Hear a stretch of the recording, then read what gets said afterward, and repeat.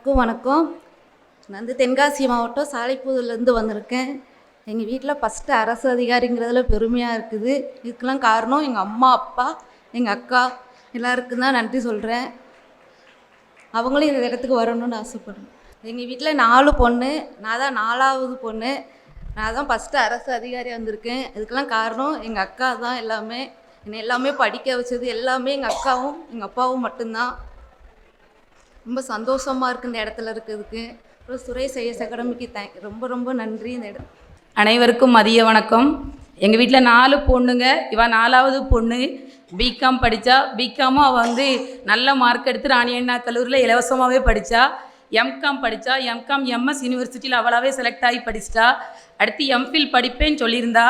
Compulsory படிக்கக்கூடாது, ஏதாவது ஒரு அகாடமி போகணும், ஆனால் முடியவே முடியாதுன்னா கண்டிப்பாக நீ அகாடமி போகணும் அப்படின்னு சொல்லி சொல்லியிருந்தோம். அந்த டைமிங்கில் ஆலங்குளம் அகாடமியில் சேர்ந்துருந்தா. ஆனால் போனால் அவளால் கண்டினியூ பண்ண முடியலை, படிக்கவும் இல்லை. நீ படித்தாலும் சரி எப்படின்னாலும் சரி நீ கண்டிப்பாக ஒரு அகாடமி போகணும்னு சொல்லி சொல்லும்போது சுரேஷ் அகாடமிக்கு போனால். அதுக்கப்புறம் அவள் நல்லா படிக்க ஆரம்பிச்சிட்டா. இதோட 5 இயர்ஸ் அவள் ரிஸ்க் எடுத்துலாம் படித்தா. இந்த வருஷம் செலக்ட் ஆகிட்டா. சுரேஷ் அகாடமிக்கு தேங்க்ஸு. எங்கள் வீட்டில் ஃபஸ்ட்டு கவர்மெண்ட் எம்ப்ளாயி சுபத்ரா தான். என்ன தென்காசி மாவட்டம். நான் விவசாயம் பார்த்துக்கிட்டு இருக்கேன். அதாவது இந்த மகா இந்த அளவுக்கு வந்ததுக்கு சுரேஷ் அகாடமி அவங்களுடைய ஆசிரியர்கள் எல்லாத்துக்குமே வணக்கம். அதுக்கடுத்து என் மகா வந்த மாதிரி அவளுடைய ஃப்ரெண்ட்ஸ் ஒரு 10 பேர் இருக்காங்க. அவங்களும் அரசு வேலை கிடைக்கணுங்கிறது என்னுடைய ஆசை. சுரேஷ் IAS அகாடமி வெற்றியின் முகவரி.